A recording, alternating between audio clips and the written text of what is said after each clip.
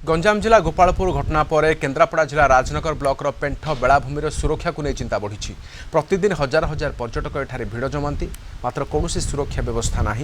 अंपटे Rajnagar police पक्षर कौन प्रतिक्रिया मिल पारिनी।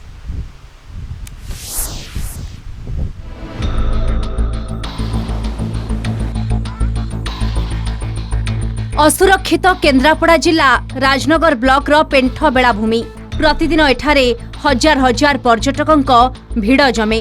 पेंठर निर्जन बेलाभूमि रे समुद्र स्नानर मजा नेबा सहित बनभोजी करिथांती पर्यटक। असामाजिक युवकों दौरात्म्य वृद्धि पाउथबारु पर्यटक माने निजकु सुरक्षित मणु नाहंती।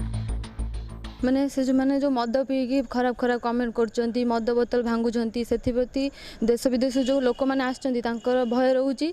सेथिपाई आमे सरकार को निवेदन करूची कि एथिपाई किछि पुलिस किंबा वन विभाग कर्मचारी को नियुक्ति दियंतु। बहु पिला पुंजा पुंजा ही बसिकी मद पीउचंती, बोतल फपाडुचंती, कमेंट मारुचंती। नारी माने सेठा थरे गले आउ जीवक मन करू नाहंती। एथिपाई सरकार को निवेदन करूची कि सेठारे वन विभाग कर्मचारी मानक पुलिस कर्मचारी मानक नियुक्ति करा जाऊ। प्रशासन पक्षरु कोनोसी सुरक्षा व्यवस्था पेंठ बेलाभूमि पई ग्रहण करा जायनी। एही मनोरम बेलाभूमि पर्यटकों पई केते सुरक्षित उठुछि प्रश्न। पेट्रोलिंग पई पुलिस को स्वतंत्र गाड़ी दिया जायछि, मात्र ताहा राजनगर थाना रे पड़ी रहिछि। गोपालपुर बेलाभूमि अघटन परे पेंठ बेलाभूमि रे स्वतंत्र सुरक्षा व्यवस्था ग्रहण करिबाकू दाबी हेउछि। जो माने पर्यटक आसुचंती सेमती जदि सेमाने भी केतेबेले समय अतिक्रांत करि जायतिबो, संध्या समय थिबे हुए तई असामाजिक गोष्ठी बा माने जो मधुआ श्रेणीर पिला माने अछन युव गोष्ठी माने सेमाने भी एभली कांड न करिए बोली के कहबो। तेनु सरकार निश्चित भाव में आपाई किछि व्यवस्था करबा कथा, जेउतरे कि पर्यटक होंतु बा नारी होंतु बा स्थानीय आदिवासी होंतु बा युव गोष्ठी सहित जो माने तांकर संग माने आसुचंती सेमाने सुरक्षित मन करिवे। निष्कृत पाई पेंठ बेलाभूमि कौन पार्टलिंग करा पारु नाही।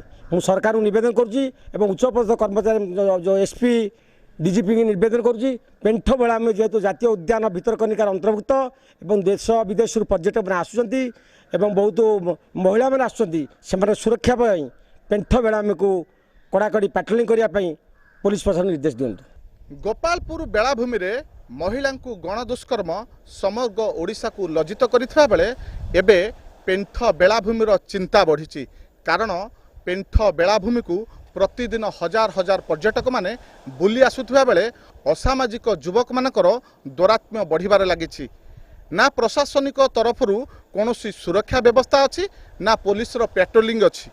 ए संपर्क रे आमे पुलिस रो प्रतिक्रिया नबा पई चाहिथिले मध्य पुलिस घटना संपर्क रे किछि कहिबाकू मना करि दैछंती। तेबे किपरि हबो पेंठ बेलाभूमिर सुरक्षा ताहा देखिबाकू बाकी रहिला। केन्द्रापड़ा राजनगरु दोलगोविंद जेना, कलिंग टीवी।